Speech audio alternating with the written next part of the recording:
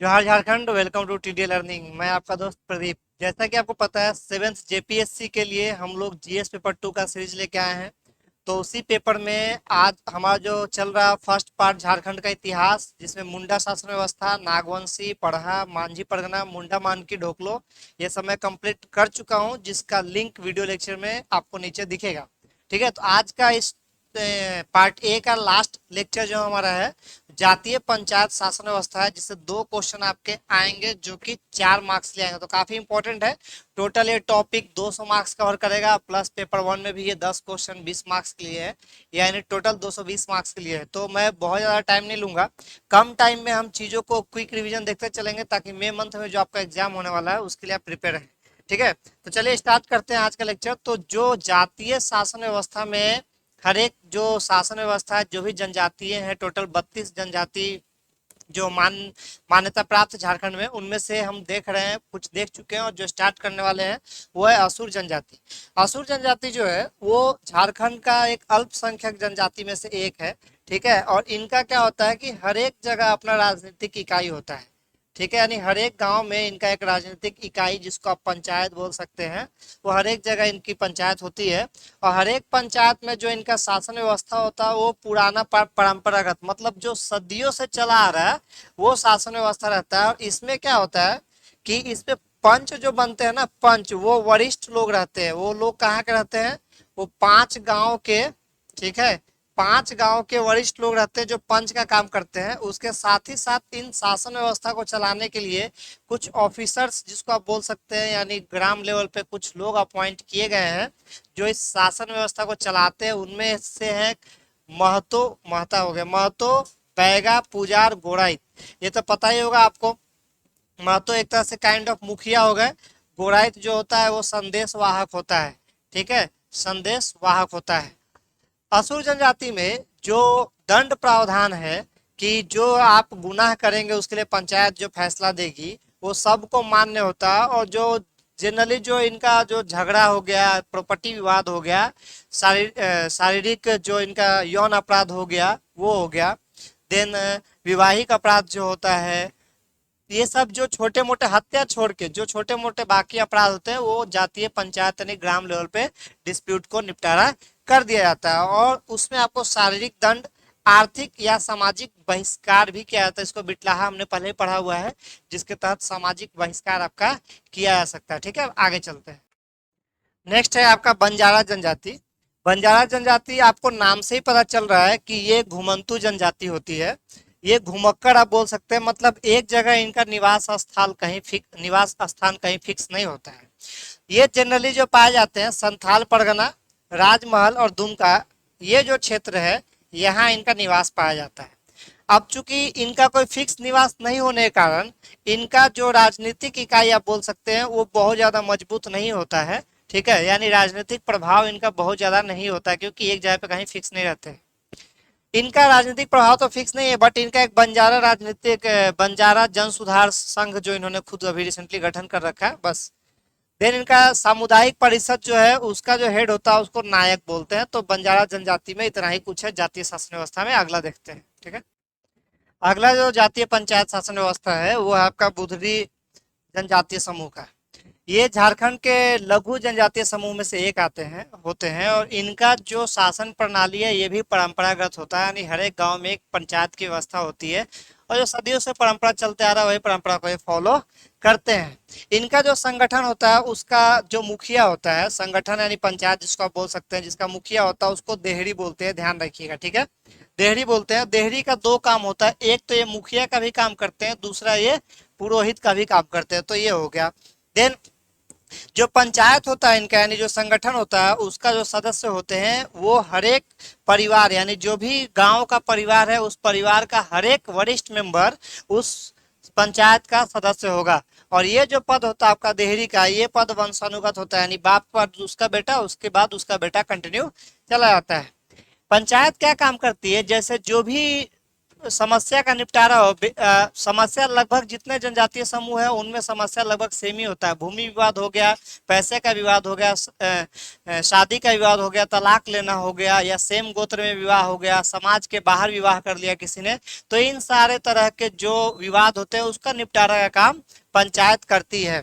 और जब संपत्ति बंटवारे की बात आती है तो इस जनजाति समूह में जो बाप की संपत्ति हो डायरेक्ट बेटे को ट्रांसफर हो जाता है, या अगर कोई दत्तक पुत्र है यानी किसी को अडॉप्ट किया गया है तो भी उसको संपत्ति में से हक मिलेगा। लेकिन अगर कोई सौतेला बेटा है तो उसको उसके बाप के संपत्ति में से हक नहीं मिलता है। ये समाज का, इस जनजाति का नियम है।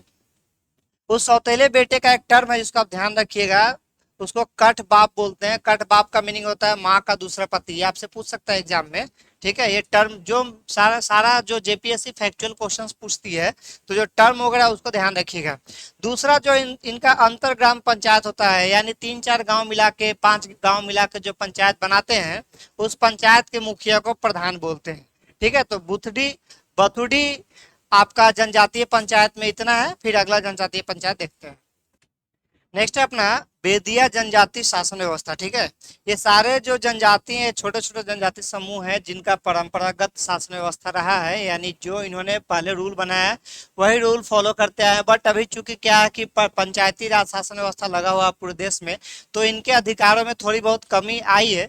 बट ये जनजाति अभी भी अपने पुराने परंपरागत शासन व्यवस्था को कुछ हद तक फॉलो करते हैं, ठीक है। बेदिया जनजाति में जो पंचायत होता है उसके मुखिया को प्रधान बोलते हैं, कहीं या तो महतो बोलते हैं या अहोदर बोलते हैं, ठीक है। 3 नाम है, ध्यान रखिएगा। बेदिया जनजाति के पंचायत को के जो मुखिया होते हैं उनको प्रधान, महतो या अहोदर बोलते हैं। इनका एक सहायक होता है प्यून, जिसको आप बोल सकते हैं, इसको गोड़त बोलते हैं।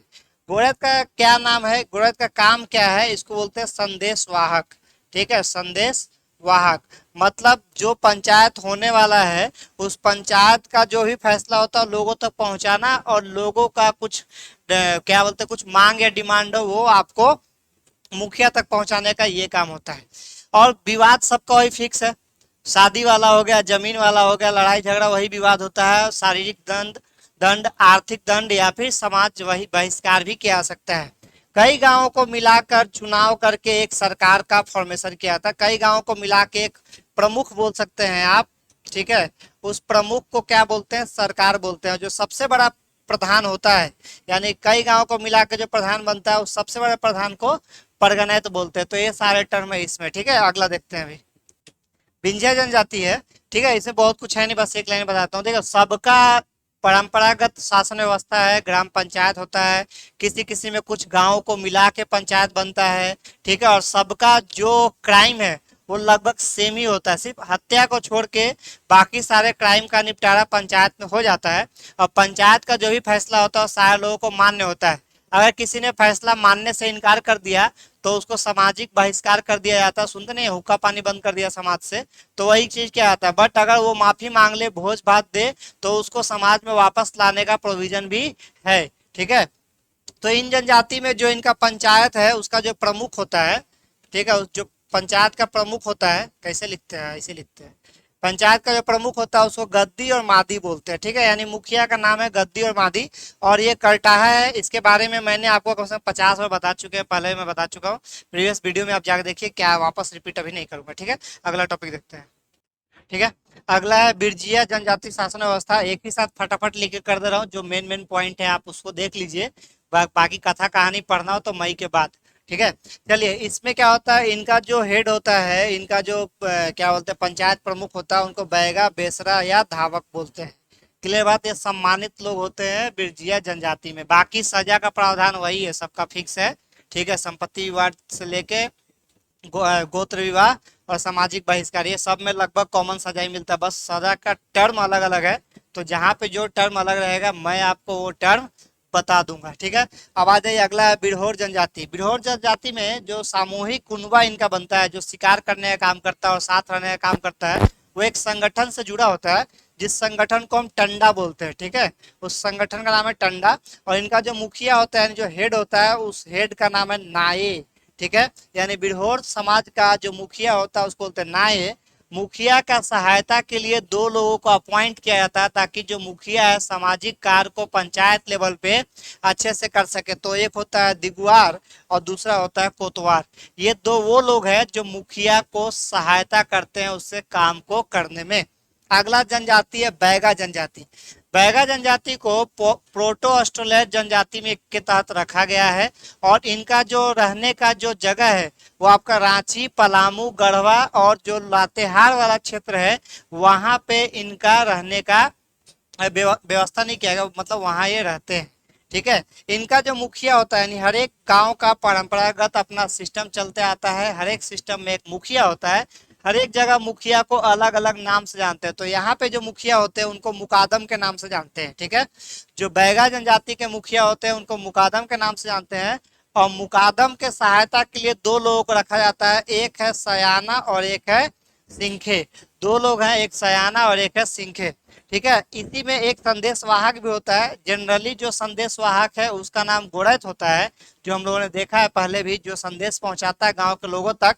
लेकिन यहाँ जो बैगा जनजाति में जो संदेशवाहक होता है उसको चारीदार बोलते हैं। ठीक है। ठीक है।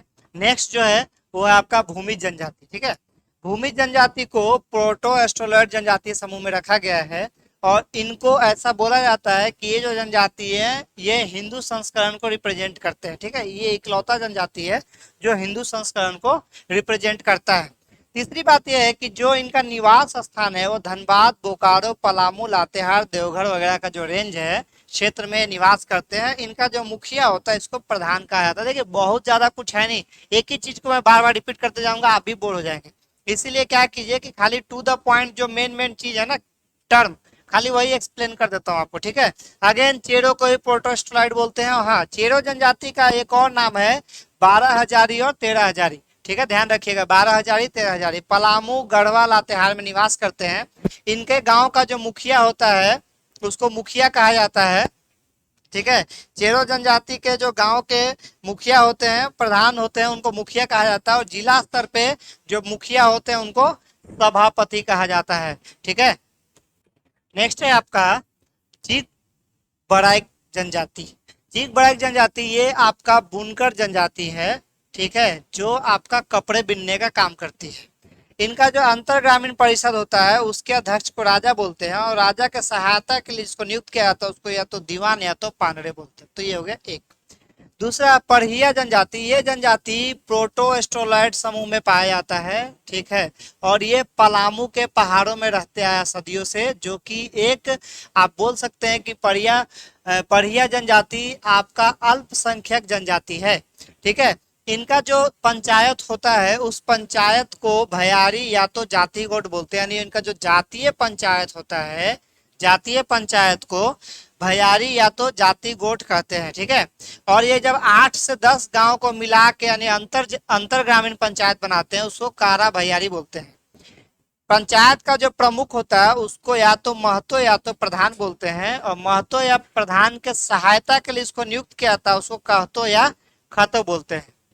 महतो का ही जो योगदान होता है आपका वो होता है आपका पूजा पाठ से लेके त्योहार वगैरह जो भी होता है समाज में गांव में करने की जिम्मेदारी महतो की होती है।